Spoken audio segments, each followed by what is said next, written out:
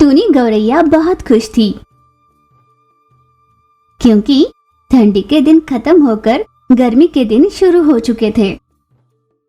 वो इसलिए क्योंकि गर्मी के दिनों में उसके गन्ने के जूस की बिक्री बहुत अच्छी होती थी। गन्ने का जूस, ठंडा ठंडा गन्ने का जूस।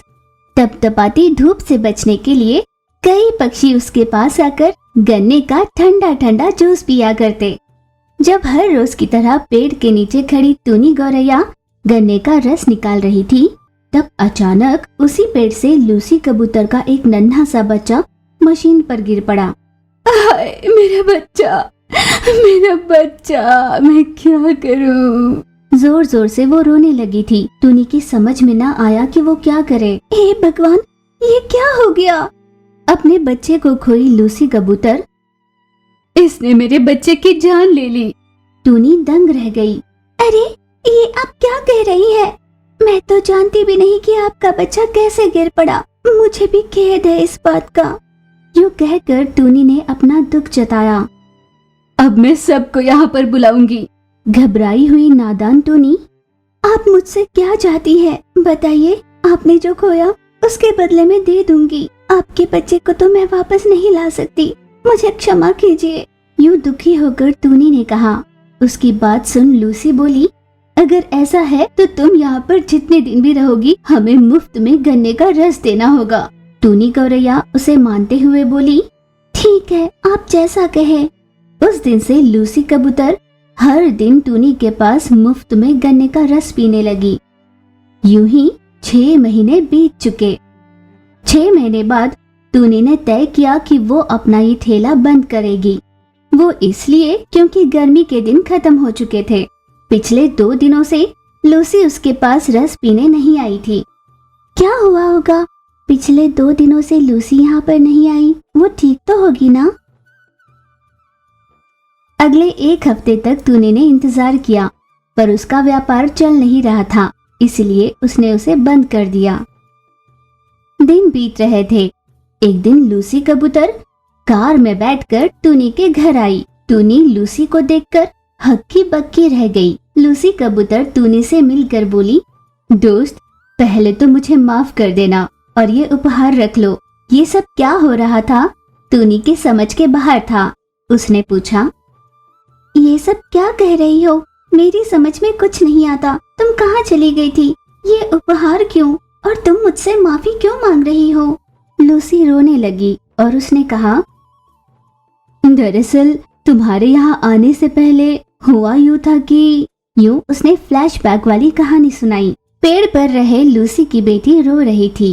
माँ, बहुत भूख लगी है और दीदी यूं कमजोर होकर पड़ी हुई है। मुझे डर है कि दीदी को कुछ हो न जाए। माँ, मुझे भी बहुत भूख लगी है। माँ, बेटा, मैं क्या करूं? कहीं भी आहार नहीं मिल पा रहा। गर्मी के दिन है ना, हर जगह सूखा पड़ा है। तुम दोनों को कहीं दूर साथ में ले भी नहीं जा सकती। जब हम दोनों यूं बात कर रहे थे तो मेरी बीमार बेटी ने जोर से चिल्लाकर कहा, माँ, मैं जा रही हूँ। माँ, ये कहते हुए वो जोर से चिल्लाई और चल बसी। हम दोनों उसे देखकर रो रहे थे। तभी तुम वहाँ पर गन्ने के रस का ठेला लगाने आई थी। तब मैंने अपनी जिंदा बेटी को बचाने के लिए अपनी मरी हुई बेटी को तुम्हारे मशीन पर फेंक दिया।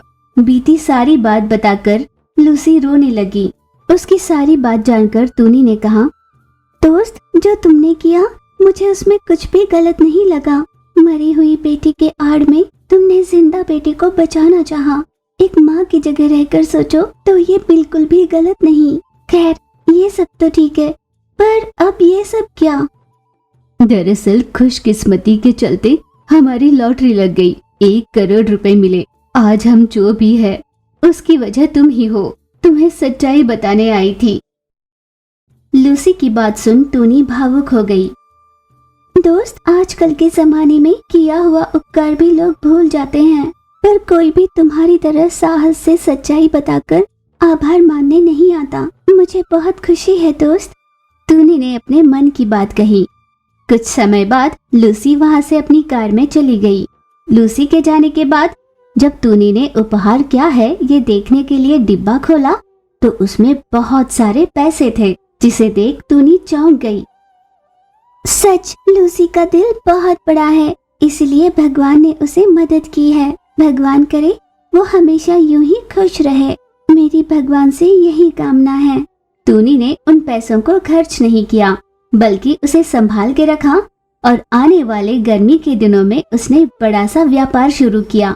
इस बार टूनी ने गन्ने के रस के साथ साथ तरह तरह के फलों के रस भी बनाने शुरू किए। टूनी का एकमात्र जूस सेंटर होने की वजह से उसका व्यापार बहुत अच्छे से चलने लगा।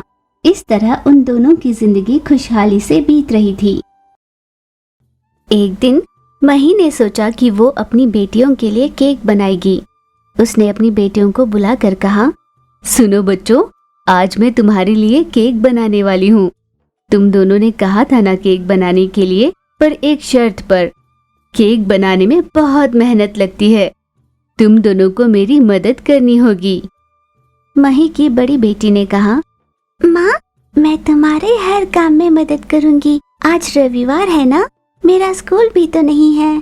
फिर मही की छोटी बेटी ने कहा, माँ सुबह से मेरे सिर में बहुत दर्द हो रहा है, मैं तो कोई काम नहीं कर पाऊंगी, मुझे सोना है। पर हाँ, अगर केक बन जाए तो मुझे जगा देना। उस पर माँ ने कहा, ठीक है बेटा, तुम जाकर सो जाओ। माँ तुम्हें केक बनाने में क्या क्या चीजें लगेंगी, मुझे उसकी लिस्ट बना कर दे दो, मैं बाजार जाकर सामान लेकर आऊंगी। मही ने टूनी से सामग्री की सूची बनवाई।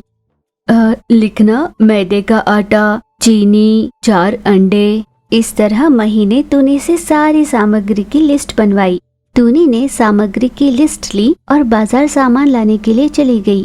वो चीचू कौवा की दुकान में गई और उनसे कहा, इस लिस्ट में जितना भी सामान लिखा है वो सभी दे दीजिए। लिस्ट पढ़कर चीचू ने उसे सारा सामान दे दिया। लगता है आज तुम्हारी माँ केक बनाने वाली है। हाँ बड़ी माँ, माँ केक बनाने वाली है। मैं 4 अंडे ज्यादा दे देती हूँ और साथ में चीनी भी। मेरे हिस्से की भी केक बनवा लेना। टूनी ने हंसकर हाँ कहा। तभी टूनी की सहेली लूसी ने भी ये सुन लिया। तो तुम्हारी माँ आज केक बनाने वाली है? मुझे तो केक बहुत पसंद है। मेरी माँ से तो केक बनने से रहा। अगर तुम बुरा न मानो तो क्या मैं तुम्हारे घर चलूं? मुझे केक खाने दोगी? हाँ हाँ, क्यों नहीं। अच्छा, बहुत बढ़िया। तो मैं तुम्हारे साथ तुम्हारे घर चलूंगी। मैं केक बनाने में तुम्हारी माँ की मदद करूंगी। बिना मेहनत के केक खाना मुझे अच्छा नहीं लगेगा। लूसी कबूतर ने टूनी का सामान पकड़ने में उसकी मदद की। दोनों सामान लिए टूनी के घर पहुँचे। घर पहुँचे टूनी गौरैया और लूसी कबूतर मही की केक बनाने में मदद करने लगे। जब केक बन रहा था तो उसकी खुशबू रसोई से होते हुए उस कमरे तक पहुंची जहां छोटू सर दर्द का बहाना बनाकर आराम से सो रही थी। आहा, जब खुशबू ही इतनी ज्यादा स्वादिष्ट होगी तो सोचो केक कितना स्वादिष्ट होगा। ये सोचकर छोटू तोता तुरंत रसोई घर जाना चाहती थी। अगर मैं इस समय रसोई में गई तो माँ मुझसे काम करवाएगी। मैं कुछ और समय यहीं रुक जाती हूँ और जैसे ही केक बन जाएगा उनके पास धीरे से चली जाऊंगी।